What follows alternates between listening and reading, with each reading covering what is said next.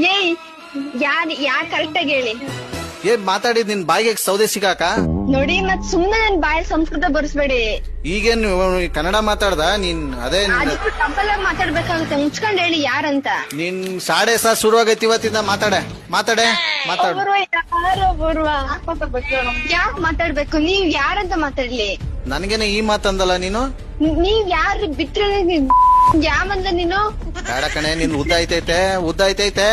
ಇದಕ್ಕೂ ಡಬ್ಬಲ್ ಆಗಿ ಮಾತಾಡ್ಬೇಕಾಗತ್ತೆ. ಮುಚ್ಕೊಂಡ್ ಹೇಳಿ ಯಾವನಂತ. ಮಾತಾಡ್ದೇನಿಲ್ಲ, ಸೊಂಟ ಮುರಿದ್ ಬಿಡ್ತೀನಿ ನಿಂದು. ಏಯ್ ಯಾರಂತ ಗೊತ್ತಿಲ್ಲ ಮುಚ್ಕೊಂಡ್ ಕಟ್ ಮಾಡಿ ಮತ್ತೆ ಹುಟ್ಟಿದ್ರೆ ಬಂದ್ಬಿಟ್ಟು ರೌಂಡ್ ಒಂದ್ ಕುಂಬಳಕಾಯಿ ಹೊಡಿ. ಮುಚ್ಕೊಂಡ್ ಗಿಚ್ಕೊಂಡ್ ಅಂದ್ರೆ ಅದೇ ನಿನ್ಗೆ ತೆಗೆದ್ ಕಪಾಲ ಸೇರ್ಸ್ಕೊಡ್ತೀನಿ.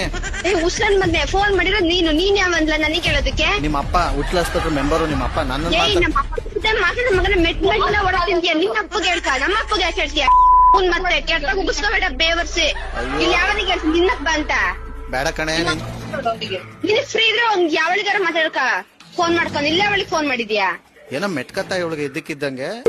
ಇಲ್ಲ ಮೆಟ್ಕೊಂಡೆಲ್ಲ ಬರ್ತೀಯ ಬಿಡ್ಸಕ್ಕೆ? ಅವಳೆ ಚಿಕ್ಕಪ್ಪ ಅಂತವಳೆ ಸೈಡಲ್ಲಿ ಮಾತು ಬರ್ತದೆ ಅನ್ಬಿಟ್ಟು ಏನೇನೋ ಮಾತಾಡ್ತಿಲ್ಲ. ನಿಮ್ ಮೌನವಾಗಿದ್ರೆ ಸರಿ. ಇವಾಗ